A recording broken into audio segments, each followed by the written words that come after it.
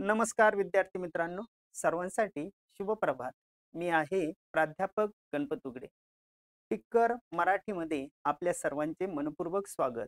चला तर मित्रांनो, गेल्या 10-12 दिवसापासून आपण सलग सातत्याने तलाठी भरती 2025 यामध्ये मराठी व्याकरण मालिका गुंफत आहोत.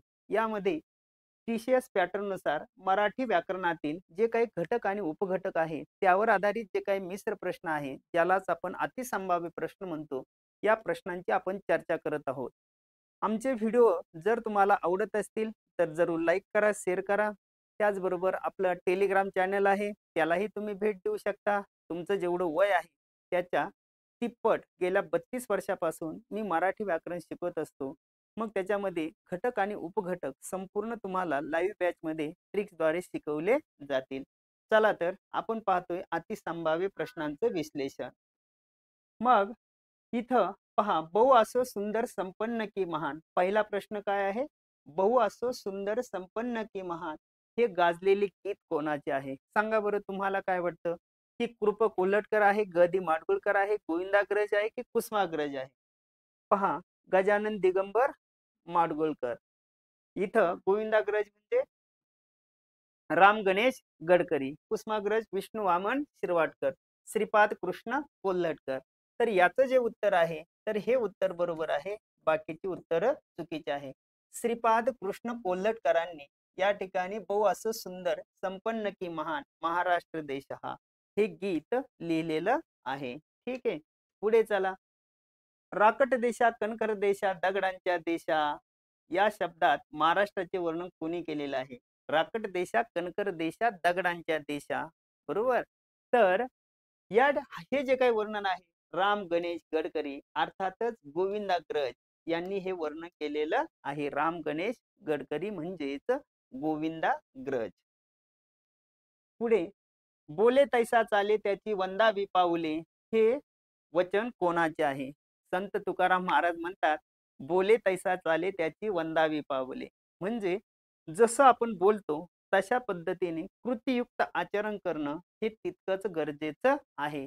आणि याचे जे काही बोध आहेत हे संत तुकारामांनी आपल्या प्रवचनातून सांगितलेले आहे, किंवा लोकांना उपदेश करताना किंवा लोकांना बोध करताना त्यांनी ही वचने वापरलेली दिसून येतात. ओके, संत तुकाराम.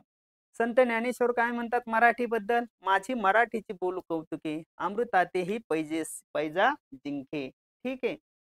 त्यानंतर पुढे आहे, पुढचा प्रश्न पहा. पुढचा प्रश्न काय आहे? हाटी दुर्घटना घटी घोष वाक्य पूर्ण करा. आता हाटी म्हणजे काय रे? काय हाटी? तर हे सगळ्यांनाच माहिती. नजर हाटी दुर्घटना घटी. नजर नजर हाटी, नजर हाटी दुर्घटना घटी. काय शब्द आहे इथं? नजर, बरोबर आहे. नजर हाटी, रस्त्यावरती तुम्ही पाहता नजर हाटी दुर्घटना घटी, बरोबर आहे ना. आणि म्हणून नजर हा शब्द महत्वाचा आहे. नजरने हे वाक्य पूर्ण होत आहे. पुढे पहा, पुरामुळे लोकांचे टिंबटिंब झाले. आता पुरामुळे जसं आता पहा, सध्या पावसाळा चालू आहे. पावसाळ्यामध्ये उत्तर प्रदेश असेल किंवा इतर बिहार वगैरे असेल, या भागामध्ये मोठ्या प्रमाणात ढगफुटी वगैरे झाली.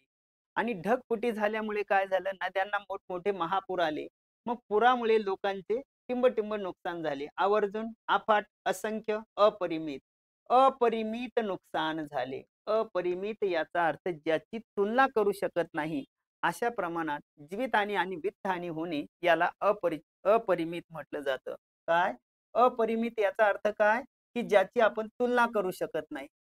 तुलना तुलना करू शकत नाही, अशी तुलना करू शकत नाही. तुलना करू शकत नाही म्हणजे मोठ्या प्रमाणात जीवितहानी, मोठ्या प्रमाणात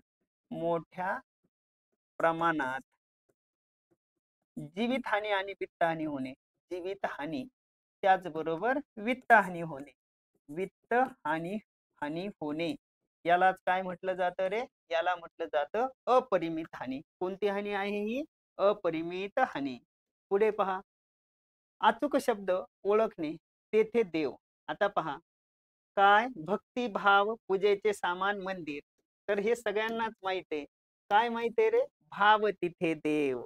जिथं भाव आहे, श्रद्धा आहे, भाव तेथे देव. जेथे श्रद्धा आहे, जेथे भाव आहे, तेथे देव असतो. बरोबर आहे ना? भाव तेथे देव. येतंय लक्षात? त्यानंतर पुढे जर आपण पाहिलं तर पुढच्या भागाचा पुढचा प्रश्न काय आहे पाहूया. फळ नेहमी गोड असते. खालील योग्य शब्दाचा उपयोग करा. कष्टाचे, श्रमाचे, प्रयत्नांचे, मेहनतीचे. काय वाटतं तुम्हाला? कशाचं फळ गोड असेल रे? कष्टाचं फळ, श्रमाचे फळ, प्रयत्नाचे, मेहनतीचे. म्हणजे मित्रांनो इथं तुम्हाला लक्षात घ्यायचं आहे, मेहनतीचे फळ नेहमी गोड असते. मेहनतीचे फळ नेहमी कसं असतं रे? गोड असते. हे तुम्हाला लक्षात घेणं गरजेचं आहे. मेहनतीचं फळ कसं असतं? गोड असतं. ठीक आहे. पुढे पुढील अक्षरांपासून तयार होणारा अर्थपूर्ण शब्दातील 5वे अक्षर ओळखा. अर्थपूर्ण शब्द तयार करायचा आहे बरं का. पहा, त ल पा भू ली ज. आता काय आहे हे इथं असं कसं दिलेलं आहे त्यांनी? त ल पा भू ली ज. बरोबर. आता इथं कसं होईल रे? इथं कसं होईल? तर इथं होईल भू ज ल पा त ली. भूजल पातळी. आता काय म्हटलेले, काय शब्द तयार झाला रे? हा भूजल पातळी. बरोबर. हा शब्द तयार झाला भूजल पातळी. बरोबर. भूजल पातळी. आता पावसाळ्याचे दिवस आहे म्हणून भूजल पातळी वाढलेली आहे. मग उन्हाळा आल्यानंतर भूजल पातळी कमी वगैरे होते. बरोबर. आता इथं 5वे अक्षर कोणते? 1 2 3 4 5. तर 5वे अक्षर आहे त. काय उत्तर आहे रे इथं? त उत्तर बरोबर आहे. भूजल पातळी. म्हणजे कोणतं 5वं अक्षर कोणतं आहे? भूजल पातळीचा विचार जर केला तर 5वं अक्षर आहे त. इथं पहा 1 2 3 4 आणि हे 5वं अक्षर आहे. मग त्यांनी 5वं अक्षर म्हटलेलं आहे म्हणून त आहे भूजल पातळी. पहा असेही प्रश्न असतात. बरोबर. पुढे चला. महाराष्ट्र राज्य मराठी विश्वकोश निर्मिती मंडळाचे प्रकाशित केलेल्या मराठी विश्वकोशाचे एकूण किती खंड आहे? तर खरं पाहिलं तर एकूण 24 खंड आहे बरं का. पण 24 पैकी त्यांनी 20 प्रकाशित केलेले आहेत. विश्वकोशाचे किती खंड प्रकाशित केलेले आहेत? 20 खंड प्रकाशित केलेले आहेत. आणि हे बाकी कसे आहेत रे? बाकी आहेत. लक्षात येतं ना? म्हणजे 20 खंडांचं प्रकाशन झालेलं आहे विश्वकोश.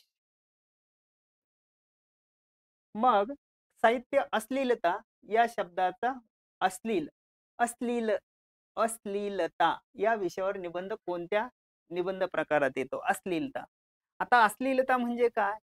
की सध्या पाहिलं तर तुम्हाला माहिती आहे काय की म्हणजे पहा कॉलेजचे मुलं असतील, मुली असतील, तर यांच्यामध्ये कळत नकळत अश्लीलता लक्षात येते. अश्लीलता याचा अर्थ काय होतो? की अश्लीलता मग आपरे चिपरे कपडे वगैरे घालणे किंवा इतर बऱ्याच गोष्टी वगैरे असतात. तर हा जो काही प्रकार आहे हा वैचारिक निबंधामध्ये येतो. कशामध्ये येतो रे? वैचारिक निबंधामध्ये येतो. ठीक आहे. वैचारिक निबंध. पुढे पहा. मद मु स म दरण ही अक्षरे जुळून एक अर्थपूर्ण शब्द तयार होतो. अर्थपूर्ण शब्दातील शेवटचे अक्षर कोणतं आहे? आता कोणतं आहे? इथं काय म्हटलंय?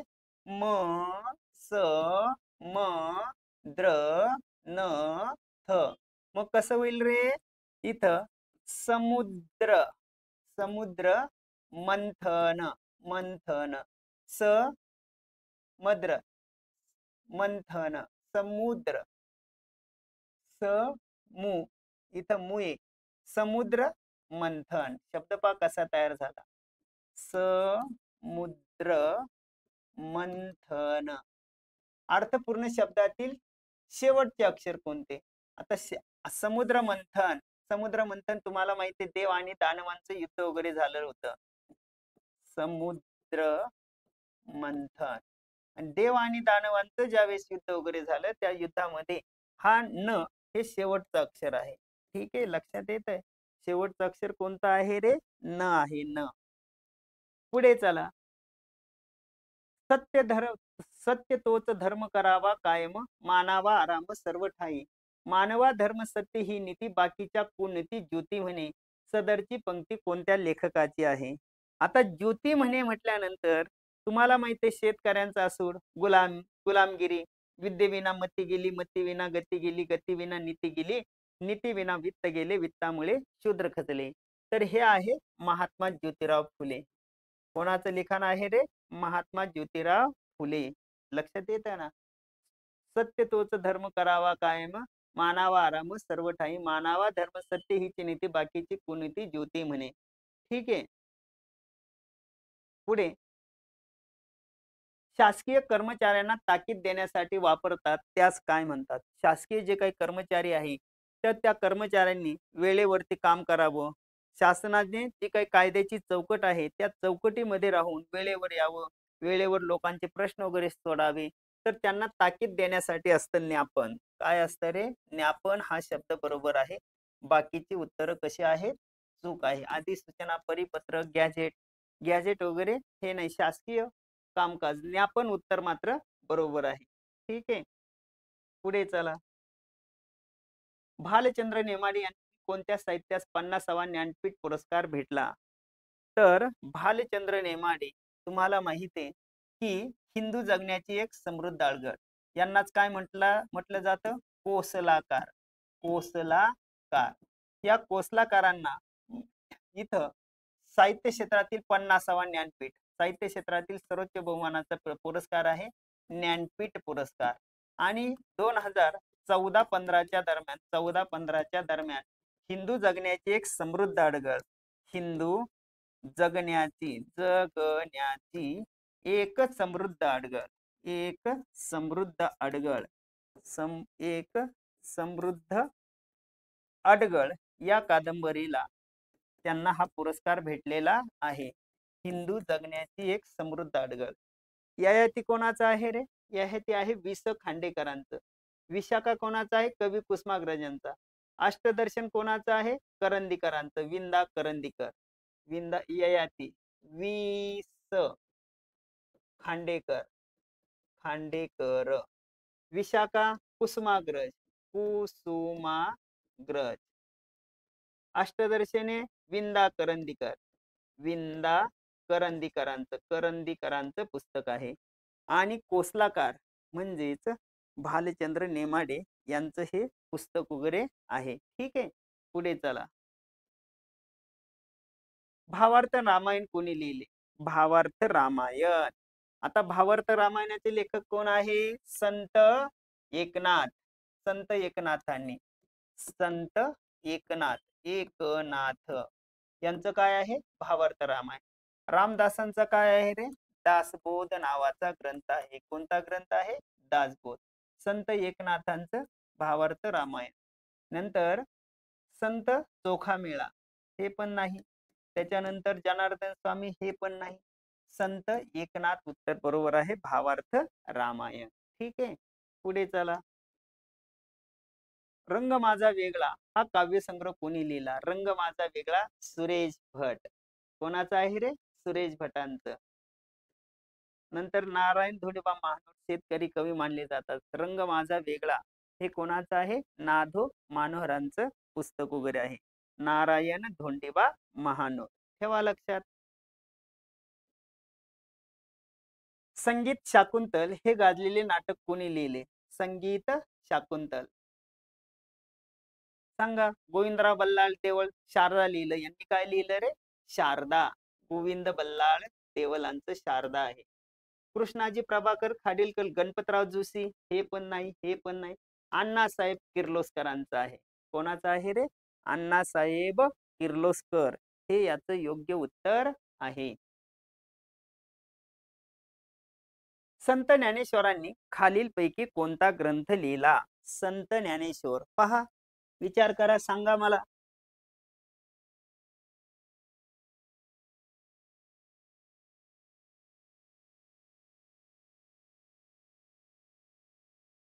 संत ज्ञानेश्वरांनी कोणता ग्रंथ लिहिला? भागवत, भावार्थ दीपिका, अभंगगाथा, ग्रामगीता. पाहता संत ज्ञानेश्वरांनी आपल्या इसवी सन 1272 ज्ञानेश्वरी लिहिली, बरोबर. त्याच्यामध्ये त्यांनी मराठीच्या संदर्भामध्ये म्हटलेलं होतं, माझी मराठीची बोलू कौतुके, अमृतातेही पैजा जिंके. माझ्या मराठीमध्ये इतका गोडवा आहे, इतका रसाळपणा आहे, इतका जिव्हाळा आहे, इतकं प्रेम आहे, किंबहुना ती काय करेल, अमृताला देखील लाजवेल. आणि मग ज्ञानेश्वरांनी भगवद्गीता भगवद्गीता ही सर्वसामान्य माणसाला समजत नव्हती, कारण ती संस्कृतमध्ये होती. आणि मग सर्वसामान्य माणसाला समजावी म्हणून संस्कृतचं रूपांतर त्यांनी प्राकृत मराठीमध्ये केलं. त्याचं नाव आहे भावार्थ दीपिका. कशाचा भावार्थ? गीतेचा भावार्थ. कशामध्ये आहे? ज्ञानेश्वरीमध्ये आहे. आणि म्हणून ज्ञानेश्वरांनी ज्ञानेश्वरी लिहिली आणि सच्चिदानंद बाबा, ज्ञानेश्वरांनी ज्ञानेश्वरी सांगितली आणि सच्चिदानंद बाबा यांनी लिहिली. पण ज्ञानेश्वरांच्या नावे खालील प्रकारचे ग्रंथ आहे. एक आहे भावार्थ भावार्थ दीपिका. दुसरा ग्रंथ कोणता आहे रे? की ज्ञानेश्वरांनी 65 वयामध्ये चांगदेवांना उपदेश केला, म्हणून चांगदेव पासष्टी. पासष्टी काय आहे? दुसरा चांगदेव पासष्टी. त्याच्यानंतर तिसरा कोणता आहे? अमृता अनुभव. अमृतानुभव. ज्ञानेश्वरांनी काय केलं होतं? ज्ञानेश्वरांनी समाधी घ्यायचं ठरवलं होतं, पण ज्ञानेश्वरांचे थोरले बंधू होते. कोण होते ते? संत निवृत्तीनाथ महाराज. मग संत निवृत्तीनाथ महाराजांनी ज्ञानेश्वरांना सांगितलं की ज्ञाना, तू एक शेवटचा ग्रंथ रच आणि मग त्याच्यानंतर तू समाधी घे, की तुझं कार्य अजून अपूर्ण आहे. आणि मग ज्ञानेश्वरांनी अमृता अनुभव हा एक सुंदर ग्रंथ वगैरे लिहिला. आणि त्याच्यानंतर ज्ञानेश्वरांच्या नावे आहे हरिपाठाचे अभंग. हरिपाठाचे हरिपाठाचे अभंग. एवढी जी काही ग्रंथ संपदा आहे, एक भावार्थ दीपिका, दोन चांगदेव पासष्टी, तीन अमृतानुभव, चार हरिपाठाचे अभंग. तर ही जी काही ज्ञान भांडार आहे, हे ज्ञान भांडार किंबहुना ज्ञानेश्वरांना जगाची माऊली म्हटलं जातं. आणि म्हणून भागवत हे चुकीचं आहे, भावार्थ दीपिका हे उत्तर बरोबर आहे. अभंग गाथा या संत तुकारामांच्या, ग्राम गीता संत तुकडोजी महाराज. ग्राम गीता हे अभंग गाथा संत तुकाराम महाराज, संत तुकारामांचे आहेत. संत तुकाराम. आणि ग्रामगीता संत तुकडोजी महाराज. तुकडोजी, संत तुकडोजी महाराजांच्या ग्रामगाथा आहे संत तुकडोजी. लक्षात येतं. त्याचबरोबर पुढे आपण पाहिलं तर पुढच्या भागाचा जर विचार वगैरे केला तर पहा, सुप्रसिद्ध दासबोध हा ग्रंथाचे लेखक कोण आहे? दासबोध. आता दासबोधांचा विचार जर केला तर छत्रपती शिव कालखंड, छत्रपती शिवाजी महाराजांच्या याच्यामध्ये गुरु म्हणून काम केलं ते म्हणजे समर्थ रामदास स्वामींनी. रामदास स्वामींनी दासबोध नावाचा ग्रंथ लिहिला. त्याचबरोबर मनाचे श्लोक लिहिले. मनाच्या श्लोक मध्ये ते असं म्हणतात, मना सज्जना तू कडेनेच जावे, न होऊन कोणासही दुखवावे, कोणी दुष्ट अंगाशी लावील हात, तरी दाखवावा भुजंग प्रयात. प्रत्येकाने आपापल्या मार्गाने वाटचाल करावी, पण कोणी जर जाणीवपूर्वक तुम्हाला त्रास देत असेल तर वेळीच त्याला काय करावं, त्याची चूक त्याच्या लक्षात आणून द्यावी. आणि मग अशा पद्धतीने मना सज्जना तू कडेनेच जावे, बरोबर. परत सदा सर्वदा योग तुझा घडावा, असे तुझे कारणी देह माझा पडावा, उपेक्षू नको गुणवंता अनंता, रघुनायका मागणे हेचे आता. अशा पद्धतीने सुप्रसिद्ध जो काही दासबोध ग्रंथ आहे तो लिहिला समर्थ रामदासांनी लिहिला. आणि संत तुकारामांनी काय लिहिल्या? तुकारामांच्या गाथा. तुकारामांच्या गाथा वृक्षवल्ली आम्हा सोय रे वनचरे, बरोबर आहे ना. आधी केले मग सांगितले, अशा अर्थानं संत तुकारामांच्या बाबतीत त्या ओवी प्रसिद्ध आहेत. त्याच्यानंतर ज्ञानपूर पुरस्कार प्राप्त ययाती या मराठी साहित्य कृतीचे लेखक कोण? पहा, तर तुम्हाला इथं माहित पाहिजे ज्ञानपीठ. हे पहा, इथं तुम्हाला लक्षात घ्यायचंय ते म्हणजे असं, साहित्य क्षेत्रातील, साहित्य क्षेत्रातील सर्वोच्च सर्वोच्च बहुमानाचा पुरस्कार, साहित्य क्षेत्रातील सर्वोच्च बहुमानाचा पुरस्कार ज्ञानपीठ पुरस्कार. ज्ञानपीठ पुरस्कार हा दिल्ली ज्ञानपीठामार्फत दिला जातो. ज्ञानपीठामार्फत दिला जातो. दिला जातो. मग याचा विचार करत असताना या पुरस्काराला प्रारंभ प्रारंभ 1965 मध्ये झाली. याचं स्वरूप आहे, स्वरूप 11 लाख रुपये. 11 लाख रुपये. त्याचबरोबर शाल, त्यानंतर शाल, श्रीफळ, काचेच्या घरातील काचेच्या काचेच्या घरातील वाघदेवीची मूर्ती. वाघदेवी, काचेच्या घरातील वाघदेवी मूर्ती. पहा आता नीट लक्षात घ्या. काय सांगितलं की साहित्य क्षेत्रातील सर्वोच्च बहुमानाचा पुरस्कार म्हणजे ज्ञानपीठ पुरस्कार. या ज्ञानपीठ पुरस्काराला 1965 मध्ये सुरुवात झाली. तर त्याचं कारण असं होतं की जगातील विज्ञान, तंत्रज्ञान, समाजकारण, राजकारण, त्याचबरोबर कृषी, अर्थकारण हे सर्व इंग्रजी भाषेचा हात धरून मराठी भाषेमध्ये येत होतं. आणि कळत नकळत मराठी भाषा मागे पडत चालली होती. आणि म्हणून त्यावेळेस लोकसभा असेल, राज्यसभा असेल, याच्यातील की जे काही सदस्य होते शांतीप्रसाद, तर त्यांनी काय केलं, त्यांनी सांगितलं की मराठी भाषेमध्ये जो कोणी सर्वोच्च लिखाण वगैरे करेल त्याला ज्ञानपीठ पुरस्काराने सन्मानित करण्यात येईल. मग जगातील नव्हे तर भारतातील 22 भाषेपैकी उत्कृष्ट लिखाण करणारा जो कोणी असेल त्याला ज्ञानपीठ पुरस्काराने सन्मानित करण्यात येतं. मग त्याच्यामध्ये तर जी शंकर क्रूप यांनी काय केलं, यांनी मल्याळी भाषेमध्ये ओत्ता कझाक नावाची कादंबरी वगैरे लिहिली. आणि मग जी शंकर कुरूप यांना 1965 मध्ये ओत्ता कझाक म्हणजे वेळूची बासरी याबद्दल पहिला ज्ञानपीठ पुरस्कार देण्यात आला. मग हळूहळू बऱ्याच दिवसानंतर मराठी भाषा देखील प्रगल्भ झाली. आणि मग त्याच्यामध्ये वि. स. खांडेकर यांनी 1984 मध्ये 1984 मध्ये 1984 लक्षात ठेवा, 1984 मध्ये काय केलं, 1984 मग वि. स. खांडेकरांनी ययाती नावाची कादंबरी लिहिली. ययाती मग अप्रतिम कादंबरी आहे. देवयानी, शर्मिष्ठी असेल, कच नावाचा त्यांचा मित्र वगैरे असेल, त्यांचा मुलगा वगैरे असेल, पुरू वगैरे, तर या सर्वावर आधारित ही अतिशय सुंदर अशी कादंबरी वगैरे आहे. आणि हिचं लेखन केलं वि. स. खांडेकर. मग वि. स. खांडेकर एवढं लक्षात ठेवा, वि. स. खांडेकर. दुसरा पुरस्कार कोणाला भेटला, तर कवी कुसुमाग्रजांना 1987 मध्ये. तिसरा कोणाला भेटला, विंदा करंदीकरांना 2003 मध्ये. आणि नंतर कोणाला भेटला, भालचंद्र नेमाडे 2014. अशा पद्धतीने हे ज्ञानपीठ पुरस्कार विजेते आहेत. ठीक आहे. त्यानंतर प्रसिद्ध लेखक शिवाजी सावंत यांनी कोणती कादंबरी लिहिली, ययाती लिहिली, मृत्युंजय लिहिली, श्रीमान योगी, महानायक. सांगा कोणाचं आहे हे, करा विचार, सांगा मला.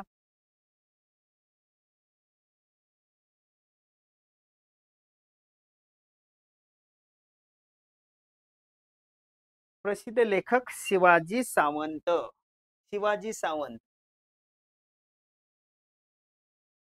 मृत्युंजय, शिवाजी सावंत.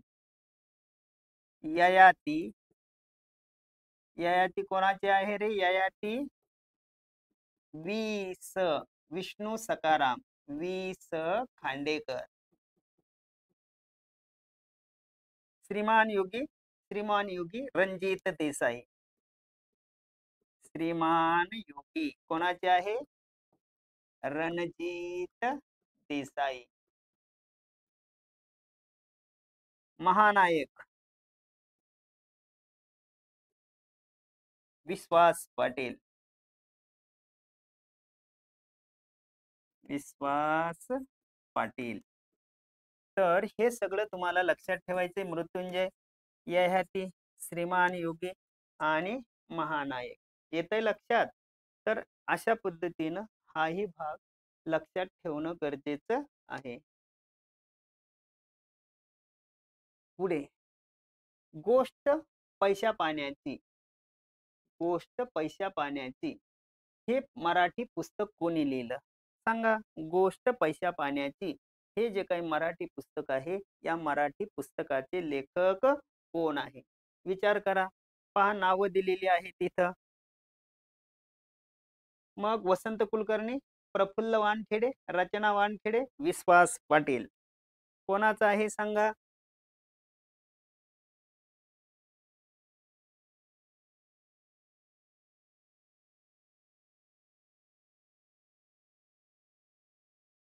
काय वाटतं अंदाजे तुम्हाला? तर मित्रांनो, हे आहे प्रफुल्ल वानखेडे यांचं. लक्षात येतं ना? विश्वास पाटलांची काय आहे? झाडा झडती. झाडा झडती. त्यानंतर पानिपत. हे कोणाचं आहे रे? विश्वास पाटलांचं आहे. पण या ठिकाणी तुम्हाला लक्षात घ्यायचं आहे, गोष्ट पैशा पाण्याची हे प्रसिद्ध पुस्तक लिहिलं प्रफुल्ल वानखेडे. हे उत्तर अगदी बरोबर आहे. प्रफुल्ल वानखेडे यांनी ते लिहिलेलं आहे.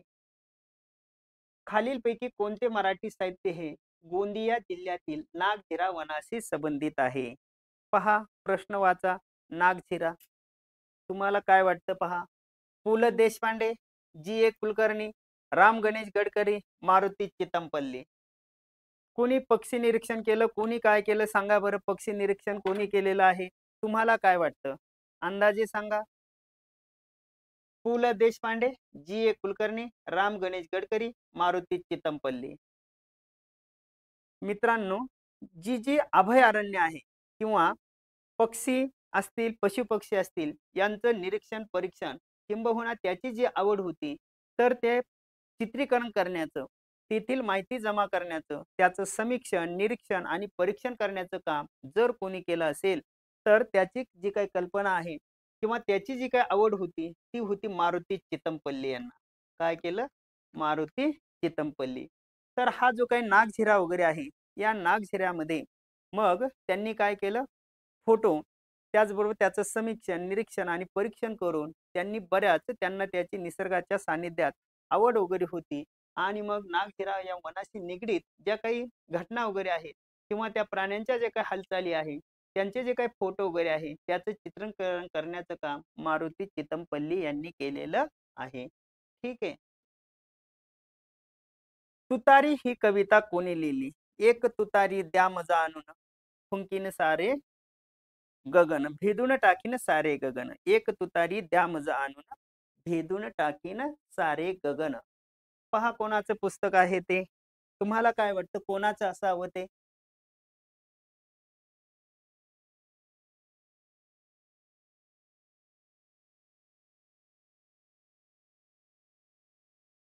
एक तुतारी द्या मज आणून. प्रख्यात्रे काय आहे रे? प्रख्यात्रे कऱ्हेचे पाणी. कऱ्हेचे पाणी. बरोबर, कऱ्हेचे पाणी. परत हे काय आहे दुसरं? कऱ्हेचे पाणी नंतर मी कसा झालो. मी कसा झालो. हे आचार्य यात्रेंचं आहे. बरोबर आहे ना? मग हे आचार्य यात्रे नाही. कृष्णाजी केशव दामले मराठी व्याकरणकार आहे. वि वा शिरवाडकर, विष्णू वामन शिरवाडकर. अर्थातच कुसुमाग्रज, विशाखा नावाचा काव्यसंग्रह आहे. विशाखा हे पण नाही. मग काय? कृष्णाजी केशव दामले. हा, बरोबर. कृष्णाजी केशव माणिक शंकर गोडघाटे. तर कवी केशवसूत. केशवसूत याचा अर्थ केशव कृष्णाजी केशव दामले. यांचं खरं नाव काय आहे रे? खरं नाव आहे केशव सूत. नीट लक्षात घ्या. केशव सूत. आता सूत म्हणजे काय? मुलगा. कृष्णाजी केशव दामले. दामले केशवांचा मुलगा म्हणून त्यांनी स्वतःचं नाव काय घेतलं? केशवसूत. ग्रेस कोणाला म्हटलं जातं? माणिक शंकर गोडघाटे. गोडघाटे कोणाचं नाव आहे? माणिक शंकर गोडघाटे. तुतारीचं लेखन कवी केशवसूतांनी केलेलं आहे. पुढे शेवटचा प्रश्न काय आहे पहा. यापैकी चुकीची जोडी ओळखा. चुकीची म्हटलेलं आहे. आता चुकीची संत तुलसीदास रामचरितमानस ही तर बरोबर आहे. वाल्मिकीने रामायण वगैरे लिहिलं हेही बरोबर आहे. शिवाजी सावंत मृत्युंजय, पण व्यास मुनी अभंगगाथा. व्यास मुनींनी काय केलं रे? हे अभंगगाथा लिहिलं का? हे तुकारामांचे आहे. पण व्यास मुनींनी काय लिहिलं? त्या ठिकाणी महाभारत. महाभारत. महाभारत कोणाचं आहे? व्यास मुनींचा आहे.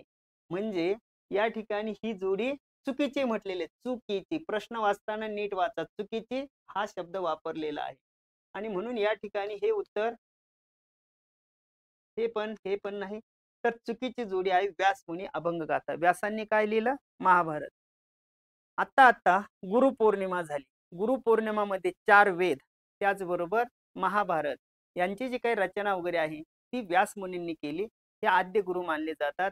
म्हणून आजही त्यांच्या नावाने गुरुपौर्णिमा साजरी केली जाते. ठीक आहे.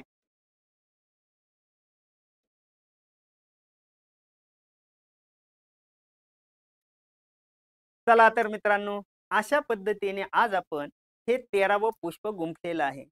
मित्रांनो, टिक्कर मराठीने आजपर्यंत कितीतरी हजारो विद्यार्थ्यांना पोलीस भरती असेल, वनरक्षक असेल, सरळ सेवा भरती असेल, अशा पद्धतीने शासकीय नोकरी मिळवून दिलेली आहे. मग त्याच्यामध्ये मराठी असेल, गणित असेल, बुद्धिमत्ता असेल, जीएस असेल, असे सर्व विषय एक्सपर्ट फॅकल्टीद्वारे तुमच्यापर्यंत पोहोचवले जातात. आपले स्वतःचे टेलिग्राम चॅनेल आहे. त्या टेलिग्राम चॅनललाही तुम्ही भेट द्या. तुमचे कोणी मित्र असतील, इतर नातेवाईक असतील किंवा तुम्ही स्वतः असाल तर टिक्कर मराठी ॲप तुम्ही डाउनलोड वगैरे करा. त्याचबरोबर टिक्कर मराठीने नवनवीन संकल्पना किंवा जास्तीत जास्त विद्यार्थी पास कसे होतील, मग त्यासाठी टेस्ट सिरीज असेल किंवा इतर संभाव्य प्रश्न उत्तर वगैरे असतील किंवा ठराविक त्या विषयातील ठराविक जे काही घटक आहे ते ट्रिक्स पद्धतीने शिकवणं असेल, तर यासारख्या एक ना अनेक बाबी स्वतः त्या ठिकाणी विद्यार्थ्यांपर्यंत जाणीवपूर्वक पोहोचवण्याचा प्रयत्न केलेला आहे. अतिशय सर्वसामान्य विद्यार्थ्याला परवडेल या किमतीमध्ये लवकरच तुम्हाला ही लाईव्ह बॅच उपलब्ध करून दिली जाईल. आणि म्हणून सर्वप्रथम अपडेट्स मिळवण्यासाठी तुम्ही टिक्कर मराठी ॲप डाउनलोड करा. टेलिग्राम चॅनलला भेट द्या. पुन्हा भेटूया असेच नवनवीन प्रश्न घेऊन पुढील भागामध्ये. तुम्हाला अभ्यासासाठी बेस्ट ऑफ लक. आज नागपंचमी आहे, त्यानिमित्त देखील तुम्हाला गोड हार्दिक शुभेच्छा. Thank you. धन्यवाद. हॅपी तवाड.